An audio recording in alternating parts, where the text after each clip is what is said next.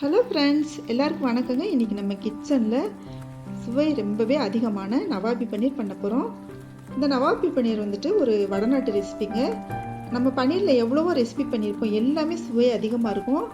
எல்லாத்தையும் விட இந்த நவாபி பன்னீர் சுவை அலாதியாக இருக்குங்க.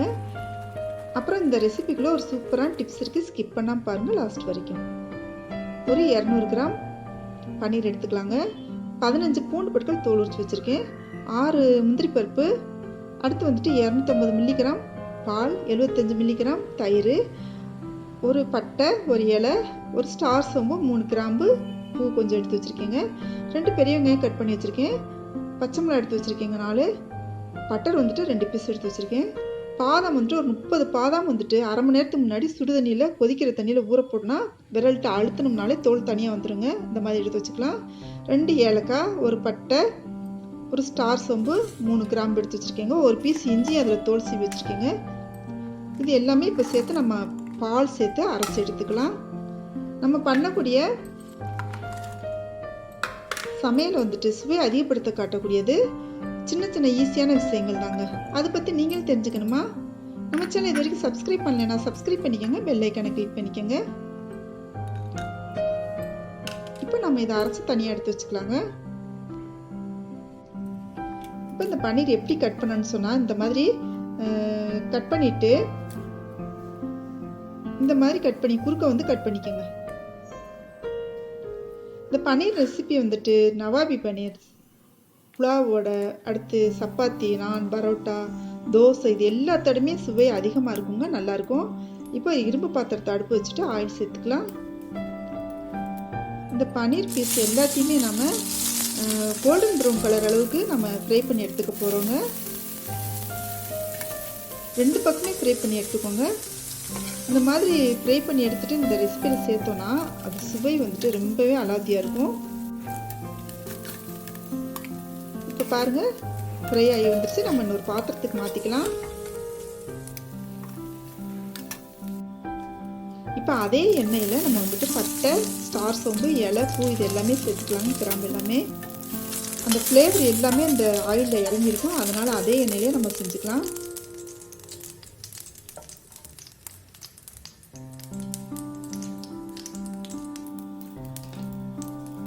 இப்போ வந்துட்டு அரைச்சி வச்ச விழுதில் வந்துட்டு 3/4 பங்கு இதில் சேர்த்துக்கலாங்க.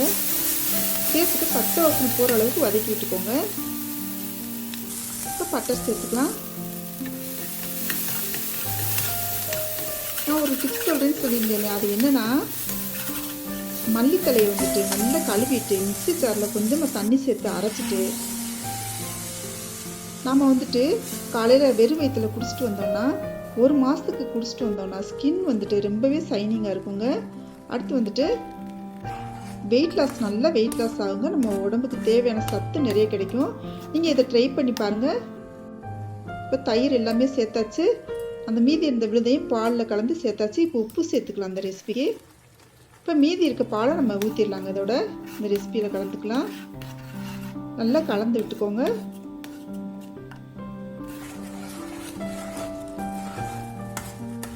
இது நல்லா அப்படியே எண்ணெய் பிரிஞ்சு வருங்க, லைட்டாக எண்ணெய் பிரிஞ்சு வரும்.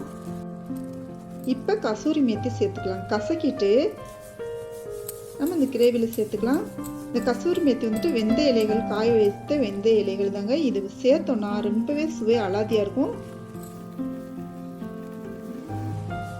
இப்போ வந்துட்டு மல்லித்தலையை பொடியாக கட் பண்ணி வச்சுருந்தா மல்லித்தலை இதோடு சேர்த்துக்கலாம். சேர்த்துட்டு நம்ம சிம்மில் வச்சுட்டு கொஞ்ச நேரம் கொதிக்கட்டுங்க. இந்த டைமில் நம்ம ஃப்ரை பண்ணி வச்சுருந்தா பன்னீர் துண்டங்களை சேர்த்துக்கலாம்.